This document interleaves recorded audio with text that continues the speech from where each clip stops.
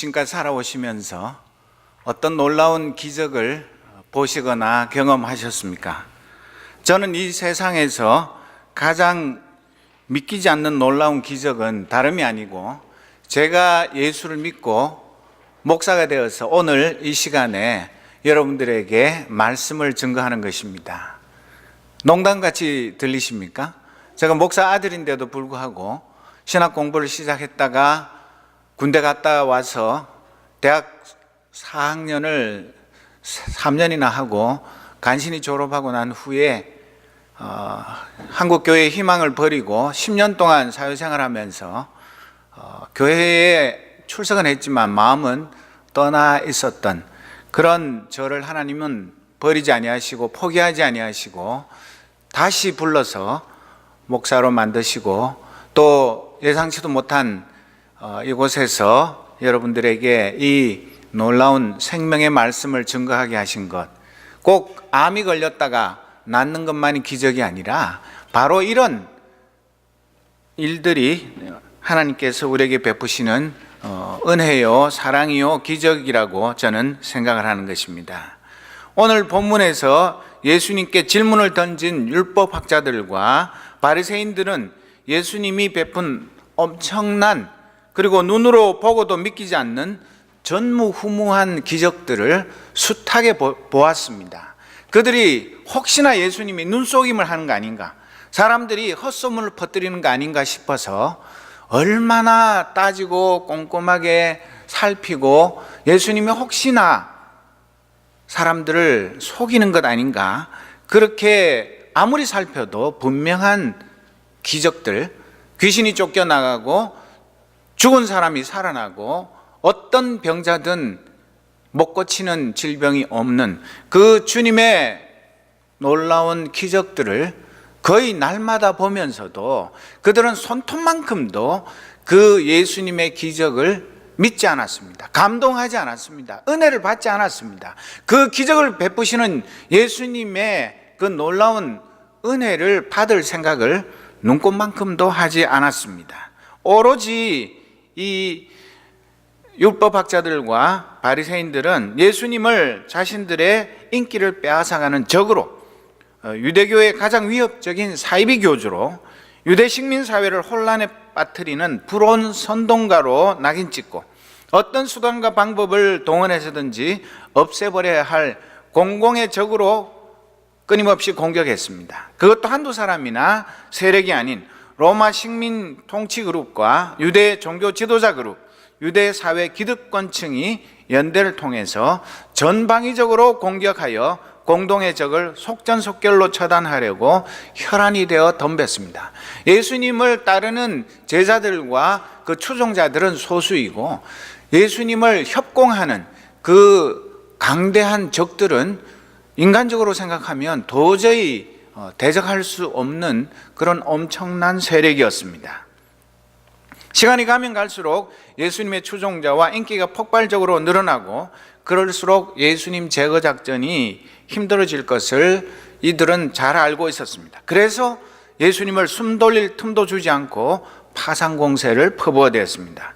예수님은 마태복음 12장에 보면 감히 자신을 안식일의 주인이다, 내가 안식일의 주인이라고 그렇게 공개적으로 선언하고 또 이 예수님을 책잡기 위해서 끊임없이 감시하고 있는 사람들 앞에서 여보라는 듯이 안식일에 손 마른 사람을 고치셨습니다. 그때 당시의 분위기에 의하면 안식일에 손 마른 사람을 고치는 것이 칭찬받을 일이 아니라 율법을 파괴하는 안식일 계명을 어기는 무서운 죄를 짓는 일입니다. 그러나 예수님은 적들 앞에서 자신이 행할 일을 주저없이 하셨습니다. 또 예수님은 귀신 들려 눈 멀고 말 못하는 사람을 고쳐주시니까 그것을 눈앞에서 본 많은 사람들이 이 사람은 다윗의 자손이 틀림없다. 다윗의 자손이라는 게 무슨 뜻입니까? 메시아라는 뜻입니다. 보니까 도저히 믿기지 않는데 귀신이 들려가지고 눈도 멀고 말도 못하던 사람이 순식간에 귀신이 쫓겨나가고 정상인이 되는 것을 보고 이런 능력을 행할 사람이 메시아가 아니고 누가 메시아인가? 그래서 예수님을 찬양하고 그분께 경배를 드리니까 바리새인들은 질투심을 이기지 못하고 천만의 말씀이야, 이거는 기적이 아니야, 귀신의 왕 바알세불의 힘을 빌려서 귀신을 내쫓았다고 거짓말로 예수님을 공격했습니다. 그러나 예수님과의 그 논쟁에서 참패를 당합니다. 그렇다고 그쯤에서 예수님에 대한 공격을 포기할 그들이 아닙니다. 율법학자와 바리새인 중 몇 명이 다시 예수님께 공격을 개시합니다. 오늘 읽은 38절에 보면 선생님, 우리는 선생님에게서 표징을 보기 원합니다. 그 표적 또는 표징, 이 표징이라는 것은 예수의 신성을 보여주기 위한 상징으로서의 기적이라고 표준 세번역 개정판은 설명을 하고 있습니다.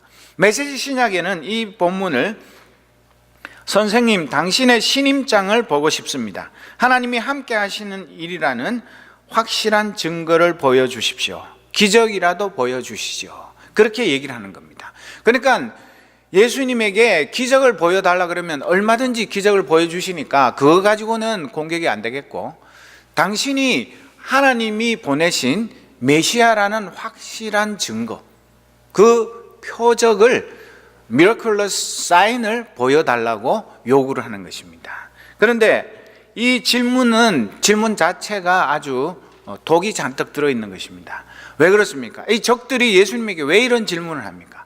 정말 예수님이 하나님이 보내신 메시아라는 그 분명한 증거를 보여주면 그들이 그 자리에서 무릎을 꿇고 예수님을 구주로 영접하겠습니까? 천만의 말씀입니다. 그들이 그런 의도로 하는 것이 아니라 예수님이 그 표적을 보여주면 그걸 가지고 시집을 걸고, 표적을 보여주지 못하면 그것 봐라, 예수님이 메시아가 아니다, 어떻게 하든 간에 공격을 하기 위한 그 덫을 놓기 위해서 이런 질문을 하고 있는 것입니다.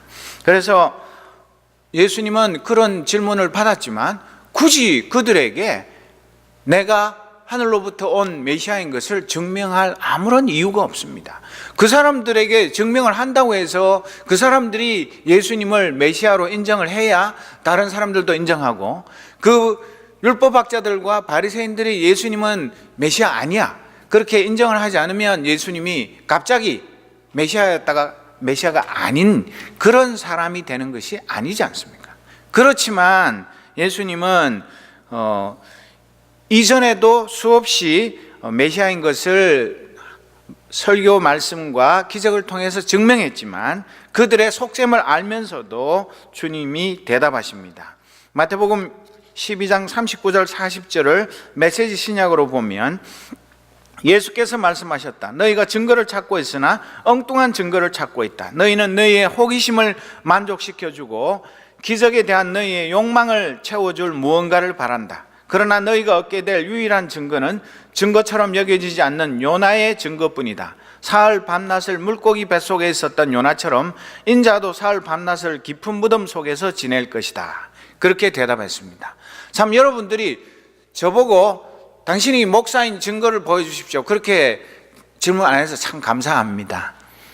제가 신학 공부는 했고 목사 안수는 받았지만 뭐 목사가 다 같은 목사냐, 당신이 진짜 목사인지 아닌지 증명을 해 보여주십시오. 그럼 제가 뭐라고 증명을 하겠습니까? 뭐 목사 그 클러지 카드는 있습니다. 그것 가지고 여러분들이 만족하시겠습니까? 우리 주님에게 이 적들이 공격을 하면서도 우리 주님을 어떻게 하든지 트집을 잡으려고 하는데도 예수님은 기꺼이 그들의 공격에 응수를 하고 계시는 것입니다. 그러면서 그들을 향해서 악하고 음란한 세대라고 예수님은 그 세대를 말하고 있습니다. 도덕적으로 악하고 영적으로 하나님을 배반하고 온갖 우상숭배를 밥 먹듯 하는 세대라는 말입니다. 어디 꼭 예수님 당시 그때만 악하고 음란한 세대인 것은 아닙니다. 우리는 디모데후서 3장 1절에서 5절에 말씀하는 말세에 고통하는 때의 여러 가지 현상들이 정말 날이 갈수록 더 심각해지고 있는 것을 피부로 느끼며 살고 있습니다. 그리고 오늘 우리 세대도 그때처럼 예수님을 믿기 위해서가 아니라 예수님과 교회를 공격하기 위해서 네가 예수님의 제자라는 표적이 뭐냐? 네가 예수 믿는다 하는데 예수 안 믿는 나하고 다른 게 뭐냐? 너희들 새생명교회가 진짜 하나님이 함께 하시는 그런 교회인 표적을 보여라. 뭐 얼마나 사이비 엉터리 교회도 많은데 너희 교회가 진짜 하나님이 기뻐하시는 교회인지 아닌지 어떻게 아냐? 그 표적이 있으면 내놔봐. 그런 식으로 공격을 할 수 있는 것입니다. 예수님은 자신이 메시아임을 증거하는 표적으로 어떤 표적을 제시하셨습니까? 오늘 설교 제목인 요나의 표적을 제시합니다. 예수님은 수많은 다른 표적을 얼마든지 책으로 써도 될 만큼 제시하실 수 있습니다. 그럼에도 불구하고 예수님이 요나의 표적 밖에는 너희들에게 제시할 표적이 없다고 말씀하셨는데, 마태복음 16장 1절에서 4절에도 보면 바리새인들과 사두개인들, 조금 적들이 달라졌지만 그들이 와서 예수님을 시험하여 하늘로부터 오는 표적을 보여달라고 청했을 때 그때도 똑같이 요나의 표적밖에 보여줄 표적이 없다고 대답하셨습니다. 그것은 무슨 얘기냐면 예수님이 그냥 한번 해보는 이야기가 아니라 예수님이 메시아이심, 하나님이 보내신 구세주이신 것을 보여주는 가장 확실하고 유일한 표적이 바로 이 요나의 표적이라고 말씀하고 계시는 것입니다.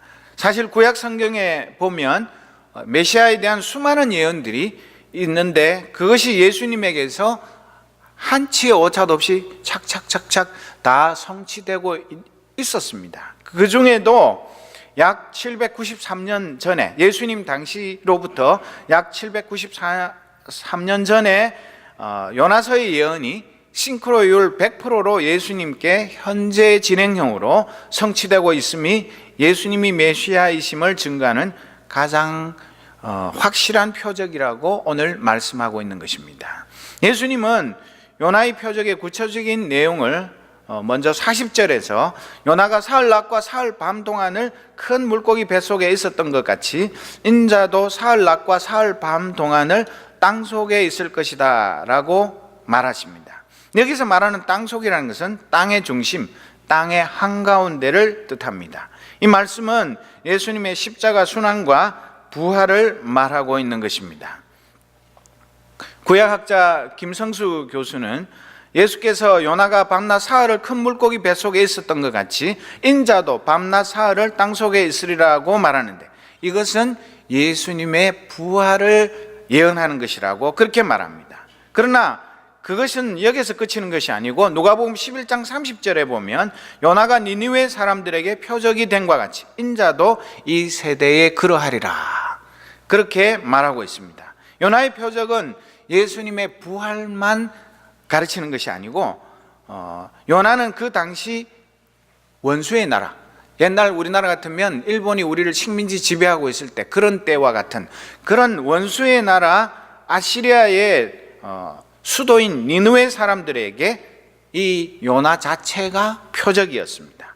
또 요나는 앞으로 일어날 예수 그리스도의 죽으심과 부활을 가르칠 뿐만 아니라 그 당시 사람들에 대해서도 표적이었습니다. 또한 요나는 당시 이스라엘에 대해서도 그 사람의 삶 자체가 표적이었습니다. 바로 요나는 당시 이스라엘 사람들의 축소판이었습니다. 요나가 겪은 것은 요나 개인도 아니고 이스라엘이 겪은 역사의 체험의 축소판이고 예표였습니다. 요나를 통해 당시 이스라엘의 상황을 본다면 요나가 다시스로 원래 니느웨로 가서 복음을 전하라고 하나님 명령하셨는데 저 멀리 배를 타고 엄청나게 반대편 멀리 스페인에 있는 다시스로 도망을 가는 것은 어떤 상황을 대변하느냐 하면 하나님께서 이스라엘 백성들을 이 모든 인류의 축복의 통로로 이스라엘 백성들을 부르셨습니다. 선민이라는 것이 이스라엘 백성들만 하나님이 편애하고 그들에게만 복을 주시겠다는 것이 아니라 이스라엘 백성을 통해서 온 나라 모든 민족이 하나님을 알게 되고 하나님이 어떤 분인지를 알고 그분의 복을 누리게 되도록 그렇게 부르셨는데 이스라엘은 하나님 나라의 제사장 나라로서 이방 민족에게 복음을 전하여야 함에도 불구하고 그 축복의 통로의 역할을 팽개친 것입니다. 그리고 난 몰라. 그 원수의 나라가 혹시라도 회개를 하고 하나님이 그 나라를 멸망시키지 않고 다시 회복되면 난 그 꼴 못 봐. 그래서 다시스로 도망을 간 것입니다. 그것은 이방인들의 눈에 볼 때 이방의 빛을 꺼버리는 직무유기입니다. 그리고 요나의 도피는 선지자의 직무를 유기하고 도망가는 것입니다. 물고기 뱃속은 이스라엘이 죽었다가 다시 사는 체험을 상징하는 것입니다. 이것은 또한 부활을 상징하기도 합니다. 예수님에게 있어서 죽음과 부활을 의미하고 신자들인 오늘 저와 여러분에게 있어서도 옛사람의 죽음과 새 사람으로 거듭나는 것, 그리고 마지막 날의 부활에게까지 이 요나서의 예언이 연결되고 있는 것입니다. 여러분들 중에 보신 분이 있겠지만 김명현 박사의 성경과학 세미나 14번 강의가 있는데 그게 인터넷에 다 올라와 있습니다. 그 중에 12번째 강의가 과학과 예언입니다. 거기에서 요나의 표적에 관해서 이 요나의 표적이 얼마나 과학적인가, 그것을 이사야서에서 하나님이 예언하신 그것을 이 요나 시절의 요나를 통해서 예언하고 그 예언이 예수님에게서 완벽하게 성취된 것, 그것을 과학적으로 천문학을 동원해서 상세하게 설명하고 있으니까 여러분들이 집에 가시면 혹시 안 보신 분들은 꼭 보시고 보신 분도 한 번 더 보시면 큰 은혜를 누릴 수 있습니다. 요나서와 예수님에 대한 비교 도표를 여러분들 한번 보시기 바랍니다. 이 요나의 표적, 이것이 왜 가치가 있는가 하는 것을 여러분들이 꼭 아셔야 되는데, 이 요나의 표적, 이것이 왜 인터넷이 갑자기 또 연결이 잘 안 되네요. 네? 예, 됩니다. 예, 그 연결을 해놨는데 제가 지금 잘 볼 수가 없게 돼 있어가지고 갑자기 좀 혼란스러운데, 이 요나의 표적 다음에 보면 1장에서 요나서 1장에 예수님이 어떻게 나타나냐면 양쪽으로 이렇게 대조를 할 수 있는데, 첫째로 요나는 이방인 선장으로부터 신문을 받았고 예수님은 이방인 총독으로부터 빌라도에게 재판을 받았습니다. 두 번째는 선상에서는 사람을 죽일 수도 있는 그런 권한이 선장에게 있는데 이 빌라도만이 예수님을 유대 백성들을 사형을 시킬 수 있는 캐피탈 퍼니시먼트의 그 권리가 있었습니다. 세 번째로는 히브리인, 요나도 히브리인이요 예수님도 히브리인이었습니다. 그리고 네 번째로는 재판받은 후에 이 요나는, 재판이라는 것은 제비를 뽑는 것을 말하는 것인데 재판을 받고 나서 바다에 던져졌습니다. 예수님은 빌라도에게 재판을 받고 난 다음에 십자가에 달려서 화목 제물이 되셨습니다. 그 다음 배에 탄 사람들은 이 요나가 희생됨으로 다 구원을 받았습니다. 예수님이 십자가에서 고난당하심으로 세상 사람들이 예수를 믿기만 하면 구원받게 된 것입니다. 그리고 밤낮 3일 동안 큰 물고기 뱃속에 이 요나가 머물렀습니다. 사흘 동안 죽음의 어두움 건세에서 머물러 계셨더랬습니다. 그리고 다음 2장에 보면, 2장은 이 요나의 기도가 나오는데 특별히 2절에 보면 요나가 내가 고통스러울 때 주께 불러 아뢰었더니 주께서 내게 응답하셨습니다. 내가 수월 한가운데서 살려달라고 외쳤더니 주께서 나의 호소를 들어주셨습니다. 여기 수월이라는 말이 바로 땅 끝, 땅의 한가운데 그런 뜻입니다. 그런데 예수님이 겟세마네 동산에서 피땀 흘려 기도하신 그 모습이 바로 이 요나가 큰 물고기 뱃속에서 사흘 동안 하나님께 부르시는 것과 같은 것입니다. 3절에 보면 주께서 나를 바다 한가운데 깊음 속으로 던지셨으므로 물결이 나를 에워싸고 주의 파도와 큰 물결이 내 위에 넘쳤습니다. 그것은 예수님의 어떤 것과 대응이 되느냐면 주님께서 체포되어서 대제사장 집들에서 살기등등한 군중들에 둘러싸여서 신문받고 있는 그런 모습과 연결이 되는 것입니다. 그리고 4절에 주의 눈앞에서 쫓겨났지만 반드시 주님 계신 성전을 다시 바라보겠습니다. 이 요나의 기도는 예수님께서 빌라도 총독에게 끌려가신 상황을 예표하고 있는 것입니다. 그리고 5절에 물이 나를 두르기를 영혼까지 하였으며 기품이 나를 에워쌌고 바다풀이 내 머리를 휘감았습니다.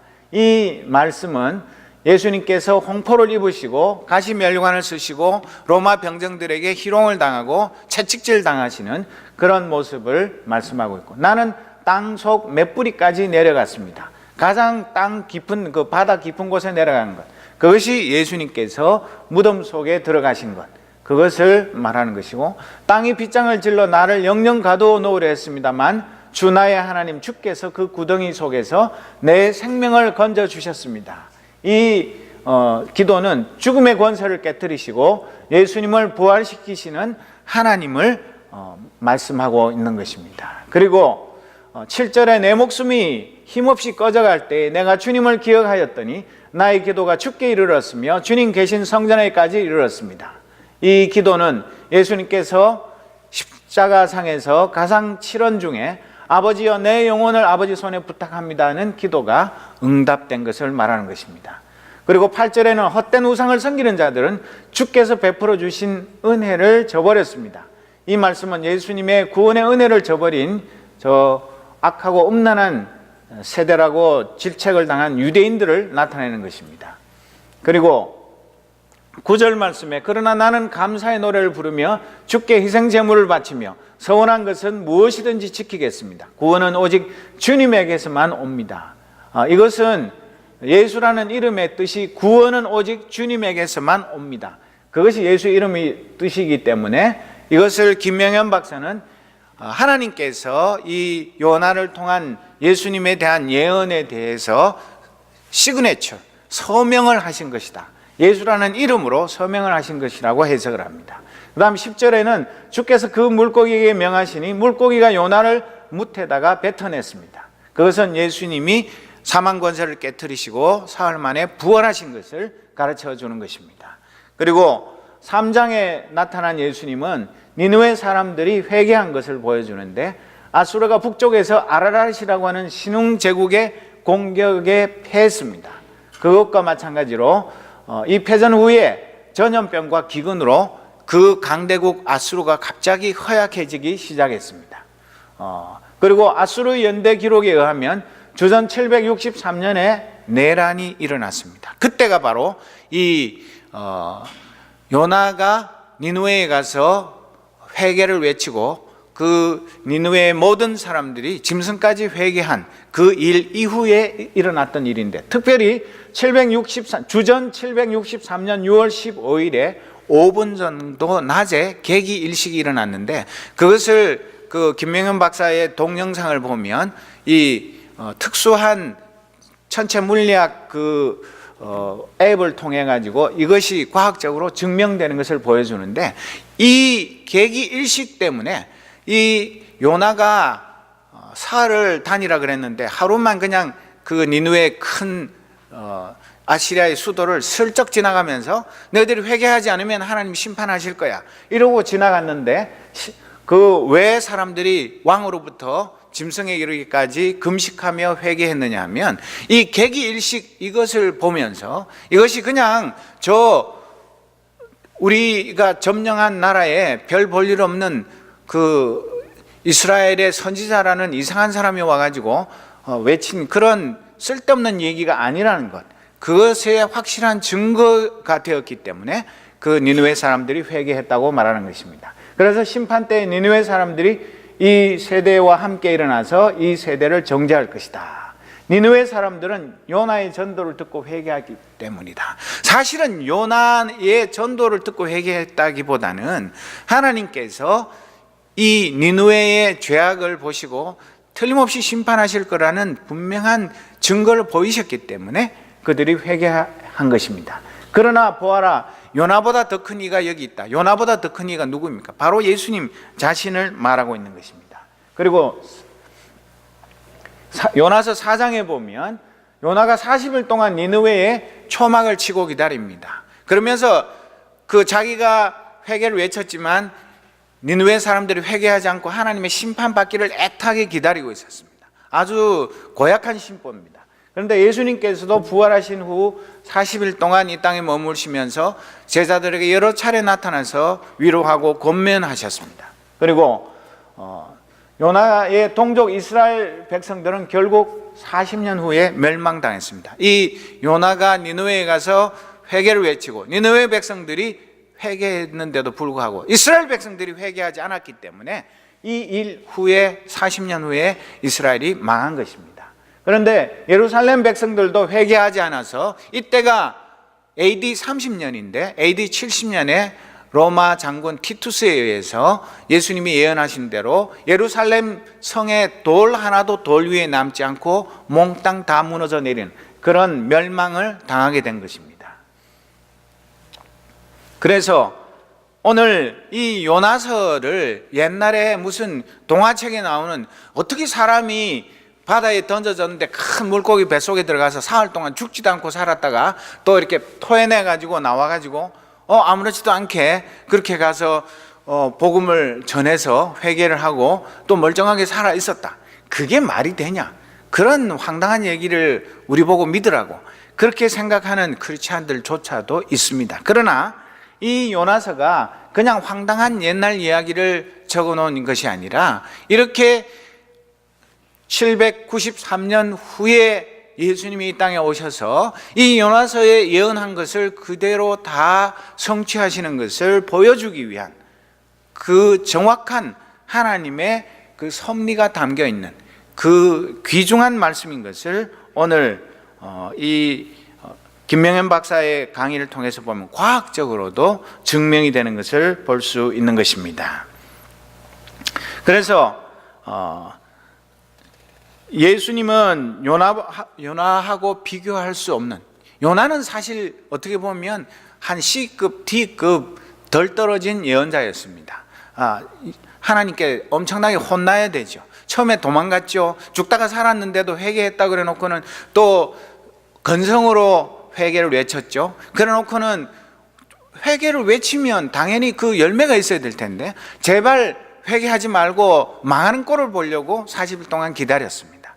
그런 엉터리 예언자를 통해서 하나님은 역사하셨지만 이 요나하고 비교할 수 없는 그런 예수님께서 여기에 있다고 말씀을 하시는 것입니다. 요나는 민족주의, 국수주의 사고방식의 포로가 되어서 자신의 사명을 저버리고 아주 멀리 스페인으로 도망치려 한 명령불복 종죄, 근무지 무단 이탈죄, 회개하고 다시 사명을 받고도 태만죄를 지은 아주 형편없는 예언자였습니다. 그러나 예수님은 자신의 사명을 초지일관 끝까지 충성스럽게 완수하셨습니다.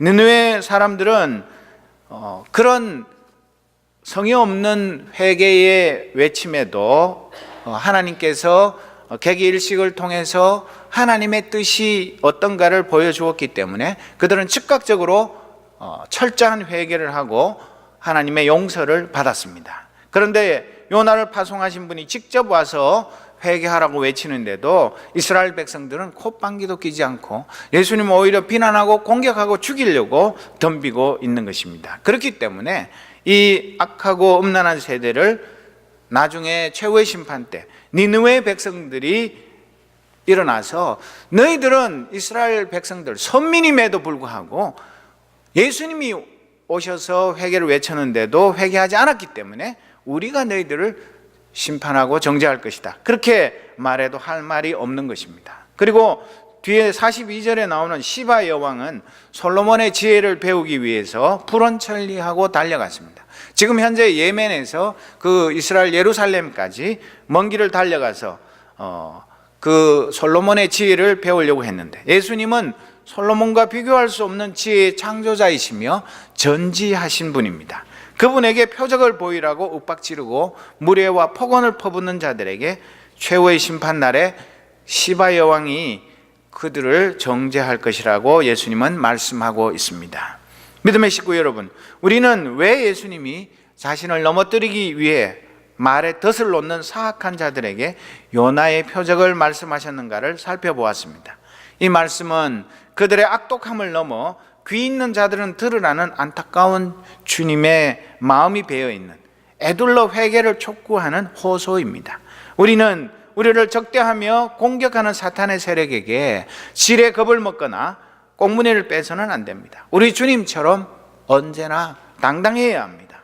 요나가 C급, D급 얼치기 예언자였어도 당대의 강대국 아시라의 수도 니느웨에 가서 마지못해 건성으로 회개를 외치며 적국가 이스라엘 모두에게 표적이 되었듯이 예수님이 자기를 적대하며 끊임없이 공격하는 자들과 또 굿이나 보고 떡이나 먹겠자 그렇게 방관하는 자들, 또 그분을 따르는 제자들 모두에게 자기 자신이 자기의 모든 것이 요나의 표적이 되셨듯이 오늘 악하고 음란한 세대에게 우리와 교회가 이 시대에 요나의 표적이 되어야 하는 것입니다. 우리가 구약 성경이 예수님에게 얼마나 잘 성취되었는가 그것을 아는 것으로 만족하는 것, 그것은 아무것도 아닙니다. 오늘 우리 시대에도 많은 사람들이 우리가 하나님의 교회가 이 악하고 음란한 세대에 요나의 표적이 되라고 예수님은 우리를 부르고 계시는 것입니다. 예수님이 십자가의 고난을 당하신 이유와 목적, 요나를 통해 예언하신 것이 역사적으로 정확하게 성취되어서 지금도 회개와 구원, 심판의 표적이 되신 그분의 증인이 되는 것, 그것이 바로 예수님의 제자가 되는 일입니다. 여러분, 성경을 많이 알면 무엇합니까? 성경을 알면 아는 대로 실천하며 살아야 합니다. 그 실천하고 사는 것 중에 하나가 오늘 이 요나의 표적, 그런 거구나. 그게 763년 그 예수님 오시기 전 793년 전에 있었던 것이 어떻게 기가 막히게 그 사장에 나오는 얘기가 한치의 오차도 없이 예수님에게 다 이루어졌구나. 그것을 아는 것, 그것도 중요하지만 그렇다면 오늘 우리 시대에 나는 우리 주위에 있는 친구들에게, 우리 이웃들에게, 우리가 학교에서, 우리가 사회생활하는 가운데서, 우리가 취미활동을 하는 가운데서 내가 과연 오늘 우리 시대의 요나의 표적인가 아닌가, 그것을 살펴보아야 하는 것입니다. 이 세상에 믿지 않는 자들에게 우리가 요나의 표적이 되는 가장 첫 번째 중요한 첫걸음이 뭐냐 하면 예수님 당시에도 그랬고 요나 당시에도 그랬고 오늘 우리에게도 공통되는 것은 철두철미한 회개입니다. 하나님의 말씀 앞에 진정한 뼛속까지 회개하는 눈물의 회개가 없으니까 우리가 하나님의 능력을 덧입지 못하고 오늘 우리 시대에 요나의 표적이 되지 못하는 것입니다. 내가 무슨 남의 물건을 훔치기를 했어, 남에게 거짓말을 했어, 꼭 그런 것만 회개의 대상이 아니라 우리가 하나님의 말씀대로 실천하지 않고 영적으로 게으름을 부리고 우리 멋대로 살면서도 온갖 핑계를 대면서 그냥 이 정도 하면 됐지 내가 목사도 아니고 장로도 아니고 뭣도 아닌데 나보고 어쩌라고, 그런 식으로 핑계 대면서 우리가 이 시대의 표적이 되기를 우리 주님은 애타게 기다리고 계시는데 그런 거 하고 나하고는 아무 상관이 없는 것처럼 그렇게 그냥 대충 사는 것, 이것이 우리가 회개해야 할 무서운 죄인 것입니다. 그래야 해서 정말 내가 꼭 말로 표현을 하지 않아도 주위에 있는 모든 사람들이 저 사람은 뭔가 다른데, 저 사람은 우리 시대에 정말 저 사람 보면 내 죄가 생각이 나, 내가 잘못 사는 것 같아, 저 사람만 보면 뭔가 마음이 좀 불편하고 내가 회개해야 될 것 같은 그런 느낌이 드는 그런 사람이 되어야지 어디를 가나 아무런 차별이 없이 그냥 잘 먹고 잘 살고 잘 어울리고 즐겁게 친구가 되고, 그런 것을 위해서 우리 주님이 십자가의 고난을 당하신 것이 아니라는 것입니다. 그렇기 때문에 정말 내가 우리 이 새생명교회가 이 지역사회 나아가서는 이 세상에 요나의 표적으로서의 사명을 얼마나 잘 감당하고 있는가, 과연 세상 사람들이 나를 공격할 가치가 있고 사탄이 저 교회를 놔뒀다가는 큰일 나겠다, 저 교회 때문에 주위에 있는 수많은 사람들이 회개하고 하나님께로 돌아오겠다, 저 교회를 공격해서 무너뜨려야 되겠다, 그런 사탄의 표적이 될 정도로 우리가 영적으로 깨어있고 또 열심히 하나님의 말씀대로 순종하면서 하나님의 전신갑주를 입고 믿음의 선한 싸움을 싸워야지만 우리가 요나의 표적이 되는 것인데, 저것들은 그냥 가만히 내버려둬도 제 풀에 망할 거야. 그러니까 그냥 신경 쓸 거 하나도 없어. 저게 무슨 요나의 표적이야. 그냥 저것대로 그냥 가만 손도 안 대고 놔두면 그냥 아무 문제 없어. 그렇게 된다면 우리 개인이, 우리 교회가 그런 존재도 없는 그런 크리스찬이요 교회가 된다면 우리는 절대로 이 시대의 요나의 표적이 아닌 것입니다. 그렇기 때문에 정말 우리가 오늘 이 말씀 앞에서, 나는 온갖 핑계를 대면서 내가 선교사 아니니까 뭐 외국에 갈 일 없고, 내가 전도사 아니니까 내 주위에 있는 사람에게 열심히 전도 안 해도 되고, 우리 교회 식구들조차도 안 나오는데도 뭐 왜 안 오는지 관심도 없고, 그냥 오면 반갑고 안 오면 뭐 안 오는가 보다, 그런 식으로 사는 것, 그것은 결코 요나의 표적이 아닌 것입니다. 정말 나의 게으름과 나의 무능과 또 내가 주님을 사랑한다 고백하면서도 사랑에 아무런 액션이 없는 이런 모든 것들을 진심으로 회개하면서 우리가 어떻게 살아야 이 시대의 요나의 표적이 될 것인지, 그것을 깊이 생각해 보아야 합니다.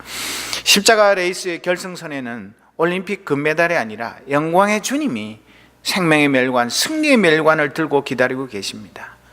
진정 우리 교회가 어바나 샴페인 지역에서 요나의 표적이 된다면 우리 주님이 얼마나 기뻐하시겠습니까?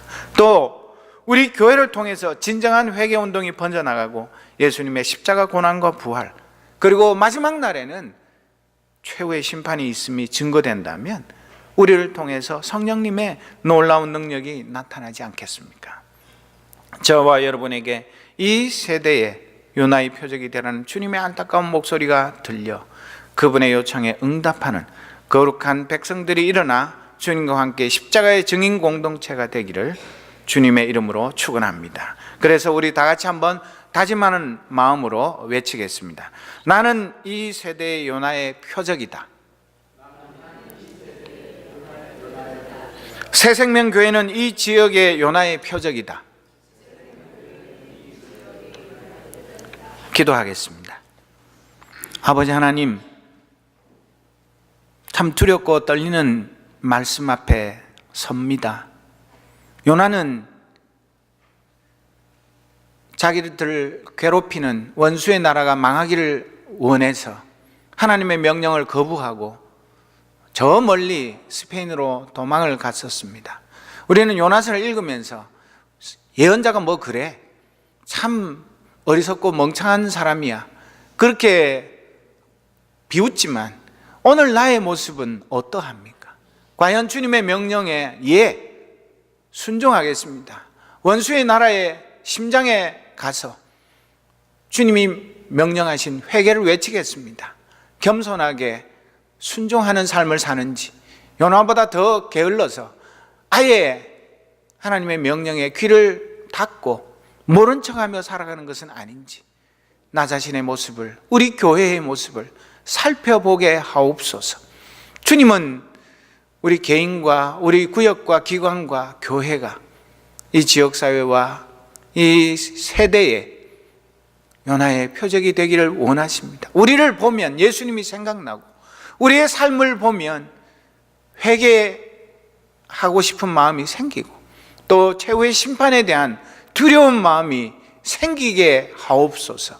나 자신이 먼저 철두철미하게 하나님의 말씀 앞에 회개하고 돌아와서 어떤 주님의 명령이든 겸손하게 순종하는 하나님의 백성, 하나님의 교회가 되게 하옵소서.